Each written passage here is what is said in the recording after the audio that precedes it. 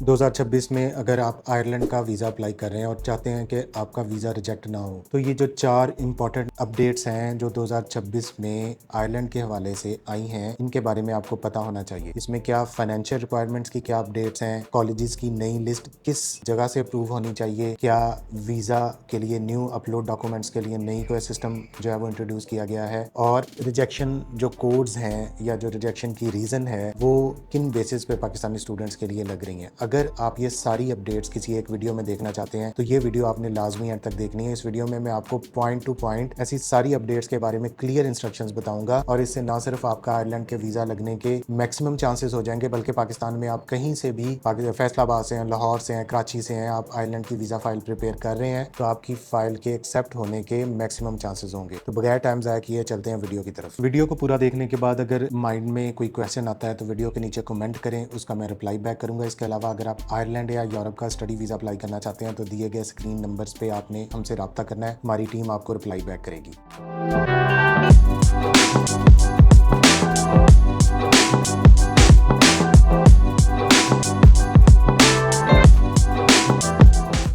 Last 2 year से Ireland एक बड़ी पॉपुलर डेस्टिनेशन हो गया पाकिस्तानी स्टूडेंट्स के लिए, स्पेशली जब से यूके का कट डाउन हुआ है। उसकी सबसे बड़ी रीज़न ये है कि ये एक इंग्लिश स्पीकिंग कंट्री है। आईटी के लिहाज से, मेडिसिन के लिहाज से बहुत ज़्यादा कंपनीज जैसे एप्पल, मेटा, गूगल, फाइजर, इनके हेडक्वार्टर्स जो है वो आयरलैंड में। आयरलैंड टैक्स के लिहाज से काफ़ी ज़्यादा छूट देता है कंपनीज को, इसलिए यहाँ पे बड़ी बड़ी कंपनीज के हेडक्वार्टर्स हैं। स्टूडेंट को पोस्ट स्टडी वर्किंग राइट्स मिलते हैं, 2 ईयर का वर्क वीज़ा मिलता है, जस्ट लाइक जैसे यूके में PSW मिलता था। और आयरलैंड में अगर आपने अपनी फाइल प्रॉपरली प्रिपेयर की हो, लेकिन ये प्रॉपरली प्रिपेयर्ड फाइल से क्या मतलब है? देखिए 2026 में आयरलैंड ने 4 ऐसी चीज़ों को जो है वो प्रायोरिटाइज किया है, इनको अपडेट किया है। नंबर 1 पे उन्होंने अपनी फाइनेंशियल रिक्वायरमेंट्स को मोर स्पेशलाइज्ड एंड स्ट्रिक्ट किया है, जिसकी आगे डिटेल्स मैं इस वीडियो में बताऊंगा। नंबर 2 पे उन्होंने अपनी जो trusted colleges and universities and courses की जो लिस्ट, पहले ILEP जो पहले कहती थी, अब उसको नए एक सिस्टम के साथ उसको स्टैंडर्डाइज कर रहे हैं, जिसको ट्रस्टेड आयरलैंड बोला जाता है। तीसरा, इन्होंने ऐसे लैंग्वेज स्कूल्स को क्रैकडाउन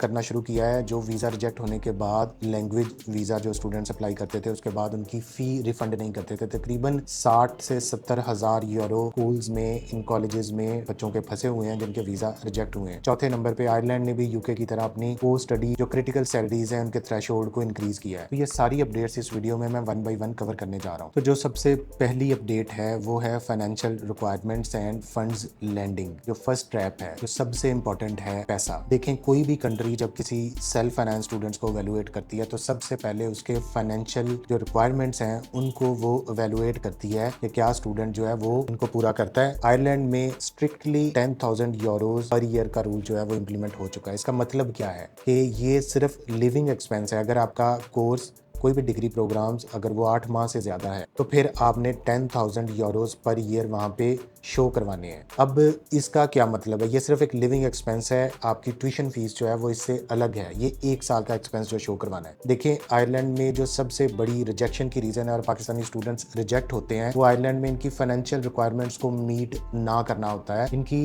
एम्बेसी की वेबसाइट, जिसका लिंक इस वीडियो की डिस्क्रिप्शन में अवेलेबल है, वहाँ पे मैंने क्लियरली इंस्ट्रक्शंस फाइनेंशियल रिक्वायरमेंट्स के लिहाज से अवेलेबल है।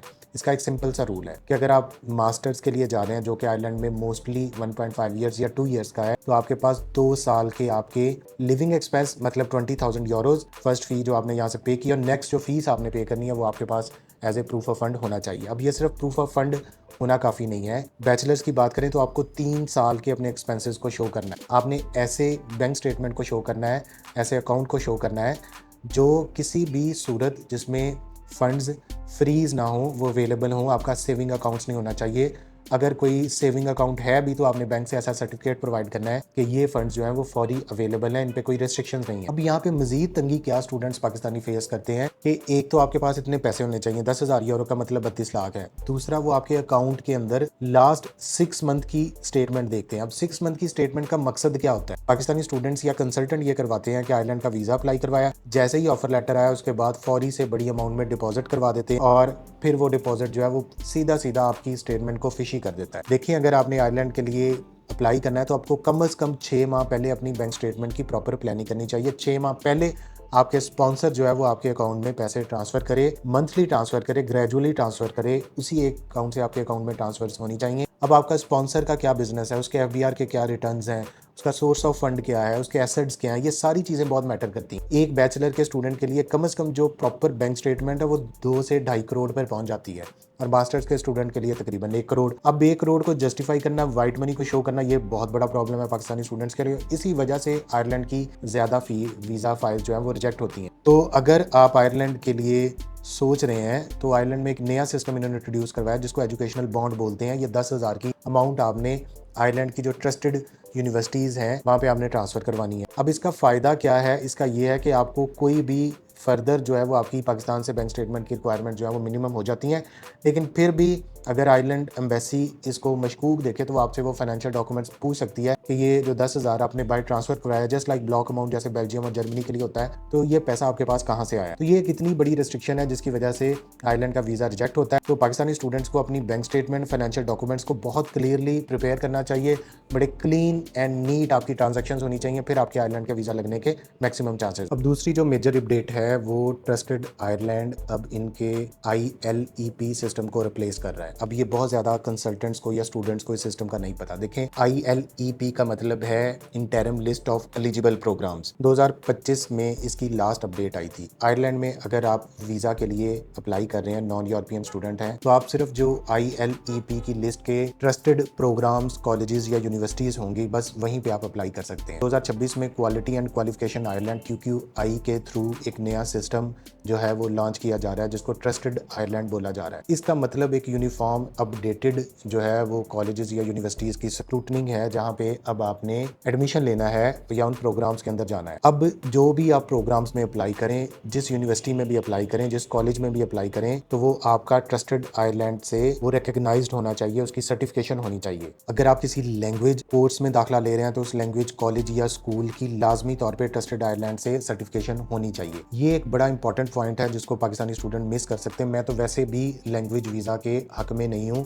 इसमें से 100 में से सिर्फ 10 कैंडिडेट्स को वीज़ा मिलता है, उसकी रेशो ऑलरेडी बहुत बुरी होती है। लेकिन जो भी आप अप्लाई करें तो आपका कॉलेज या आपका स्कूल, लैंग्वेज स्कूल, वो ट्रस्टेड आयरलैंड के ऊपर उसकी सर्टिफिकेशन होनी चाहिए। ये बहुत इंपॉर्टेंट चीज़ है। वो इसलिए इंपॉर्टेंट है कि अगर आपने इसको फॉलो ना किया तो वो कॉलेज बहुत ज़्यादा आपकी जो फीस होती है, ट्यूशन फीस, वीज़ा रिजेक्ट होने के बाद उसको बहुत तंग करते हैं। अगर वो ट्रस्टेड आयरलैंड के ऊपर रजिस्टर्ड होंगे तो 20 वर्किंग डेज के अंदर वो पाबंद हैं कि वो आपको आपकी जो ट्यूशन फीस है वो रिफंड करें। अब इसकी एक बहुत बड़ी एग्जाम्पल है कि तकरीबन 60 से 70 हज़ार यूरो लैंग्वेज वीज़ा की रिजेक्शंस के बाद इन कॉलेजेस स्कूल्स के अंदर फंसा हुआ है, जो उनके पास कंप्लेंट्स जाती हैं और फिर वो ऐसे जो 2 नंबर स्कूल्स हैं या लैंग्वेज कॉलेजेस हैं उनको क्रैक डाउन कर रहे हैं। तो अगर आप आयरलैंड में अप्लाई करें तो आपके पास बहुत अच्छी यूनिवर्सिटीज़ हैं जो ऑलरेडी ट्रस्टेड आयरलैंड के साथ एक्सेप्टेड हैं। For example Trinity college Dublin हो गया, UCD हो गया, डबलिन सिटी यूनिवर्सिटी हो गई, यूनिवर्सिटी ऑफ गालवे हो गई, यूनिवर्सिटी ऑफ ग्रिफ्थ हो गई। तो ये कुछ, ये आपके सामने लिस्ट आ रही है। तो ये कॉलेजेस और यूनिवर्सिटीज़ ट्रस्टेड आयरलैंड के साथ ऑलरेडी अलाइंड हैं और आपने इन्हीं के प्रोग्राम्स के अंदर से अपना रेलिवेंट प्रोग्राम जो है वो सिलेक्ट करना है। अब जो तीसरी अपडेट है वो है इनके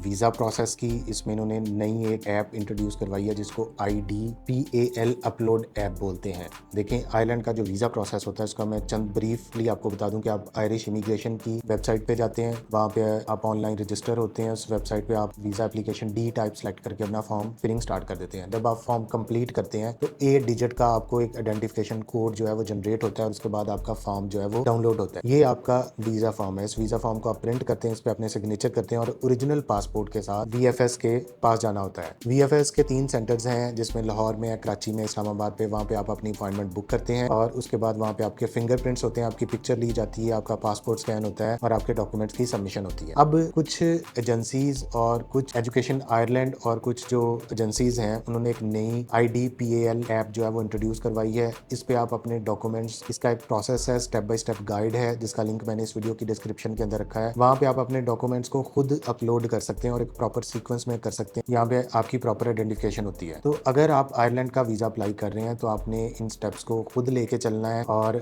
फिर जो है वो आगे आपने जाना है। अब आपको मैं उन रिजेक्शन कोड्स का बता रहा हूँ। जब आपका आयरलैंड का वीज़ा रिजेक्ट होता है तो आपने उन रिजेक्शन कोड्स को कैसे अंडरस्टैंड करना है, और अगर आपने उसको प्रॉपरली अंडरस्टैंड कर लिया और दोबारा रीअप्लाई करते हैं तो आपके वीज़ा लगने के मैक्सिमम चांसेस हैं। तो जो सबसे पहला और 49% रिजेक्शन कोड स्टूडेंट्स को फेस होता है, वो है कोड एफ। कोड एफ का मतलब है फाइनेंस। ये सबसे बड़ी रिजेक्शन की रीजन है। अगर आपके फंड्स क्लियर नहीं है, आपके स्पॉन्सर को आपने प्रॉपरली प्रेजेंट नहीं किया, आपकी बैंक स्टेटमेंट फिशी है, तो आपका वीजा रिजेक्ट हो जाएगा। इसका सिंपल सा हल है कि 6 मंथ की क्लीन बैंक स्टेटमेंट, उसमें जो भी बड़े डिपॉजिट हैं उनका लिंक स्पॉन्सर के साथ, स्पॉन्सर का क्लीन प्रूफ ऑफ इनकम और स्पॉन्सर की 6 मंथ की लास्ट बैंक स्टेटमेंट। ये चीजें आपको फर्स्ट ट्राई में ही बहुत क्लियरली इनको मैनेज करना है, अदरवाइज आपको कोड एफ के साथ आपकी वीजा रिजेक्शन हो जाएगी। अब दूसरा जो सबसे बड़ी रिजेक्शन है वो कोड ओबी है। इसका मतलब है ऑब्लिगेशंस या lack of intent of return. इसका मतलब ये है कि एम्बेसी को आपके ऊपर शक है, आपके फाइनेंशियल रिक्वायरमेंट्स या बाकी चीजें पूरी हैं, लेकिन उनको लगता है कि आपके होम टाइज के साथ कम से कम जो है वो प्रूफ्स हैं। तो इसके लिए आपको आपका स्टेटमेंट ऑफ पर्पस बहुत क्लियरली लिखना चाहिए। आपको बताना चाहिए कि आपके पाकिस्तान में वापस आने के बाद क्या प्लान्स है, रिटर्न प्लान्स होने चाहिए, आपका बिजनेस प्लान होना चाहिए, आपका सक्सेशन प्लान होना चाहिए, आपकी फैमिली के साथ आपके लिंक्स होने चाहिए, आपको प्रॉपर पता होना चाहिए हो जाएगा, होगा, ये टर्म्स को अवॉइड करेंगे। प्रॉपरली एक रिटर्न स्टेटमेंट के साथ क्लियरली प्लान जो एक थर्ड बंदे को पढ़ने में आसानी और समय लग जाए, तो आप प्रेजेंट करेंगे, तब आपका जो वीजा ऑफिसर है वो इस कोड से आपको बचाएगा और आपको वीजा अप्रूव होगा। उसके बाद जो तीसरा कोड है वो कोड आईडी है या कोड INCO। इसका मतलब है इनकम्प्लीट डॉक्यूमेंटेशन या इनकंसिस्टेंट डॉक्यूमेंटेशन। नाम के स्पेलिंग्स गलत हैं, फादर नेम के स्पेलिंग्स और हैं, एजुकेशनल डॉक्यूमेंट्स में मिस्टेक्स है, स्पेलिंग्स में, फादर नेम में मोस्टली पाकिस्तानी स्टूडेंट्स की सेम हर जगह पे आपके पासपोर्ट नंबर, आपका ID कार्ड नंबर, आपका फादर नेम, मदर नेम, आपका अपना नेम, ये सभी डॉक्यूमेंट्स में यहाँ पे कोई भी स्पेलिंग या टाइपो मिस्टेक नहीं होनी चाहिए। और इसके अलावा एक जो सबसे बड़ा पाकिस्तानी स्टूडेंट्स को लग सकता है वो कोड आर है। इसका मतलब है reasonable doubt about your applicant circumstances. इसका मतलब है कि अगर आपके किसी भी वजह से जो वीजा ऑफिसर है उसको ये शक पड़ जाए ये इसका रेलेवेंट कोर्स नहीं है, ये रेलेवेंट डिग्री नहीं है और सिर्फ ये बाहर जाना चाहता है, आयरलैंड जाना चाहता है और ये वापस नहीं आएगा, तब भी ये रिजेक्शन की सबसे बड़ी रीजन है जो आयरलैंड के स्टडी वीजा के हवाले से पाकिस्तानी स्टूडेंट्स को मिलेगी। तो अगर आपने ये सारी चीजें जो मैंने ऑलरेडी आपको बताई हैं इनको मीट कर लिया, तब आपके मैक्सिमम चांसेस हैं कि आपका आयरलैंड का स्टडी वीजा अप्रूव हो जाएगा। तो अब लास्ट में मैं आपको ये बताना चाहता हूँ कि अगर आप आयरलैंड पे कंप्लीट वीडियो देखना चाहते हैं जिसमें इसका स्टेप बाय स्टेप सारा गाइड किया हो, तो मेरे इस चैनल पे अवेलेबल है, उसका लिंक भी इस वीडियो की डिस्क्रिप्शन में अवेलेबल है। तो अगर आप 2026 में आयरलैंड को सिलेक्ट करें या 2027 के लिए प्लान कर रहे हैं, तो आपने इन सारी चीजों को प्रॉपरली आज से ही देखना है। अभी से आप अगर अपना साइन अप स्टार्ट करते हैं या टॉप 7 के थ्रू करते हैं, तो हम आपकी फाइनेंशियल रिक्वायरमेंट्स को, फाइनेंशियल डॉक्यूमेंट्स को पहले दिन से ही उसको देखना शुरू कर देते हैं और उसके अकॉर्डिंगली उसको प्लान करना शुरू कर देते हैं। और यूरोप में सबसे ज्यादा स्टूडेंट्स को हमने भेजा हुआ, आप हमारे चैनल पे सक्सेस स्टोरीज देख सकते हैं। इसके अलावा हमारे पास आपकी प्रोफाइल, आपके बजट और आपकी डिजायर के अकॉर्डिंगली हम आपको जो बेस्ट कंट्री सजेस्ट करते हैं जहाँ पे आपको मैक्सिमम वीजा लगने के चांसेस हो। Thank you so much.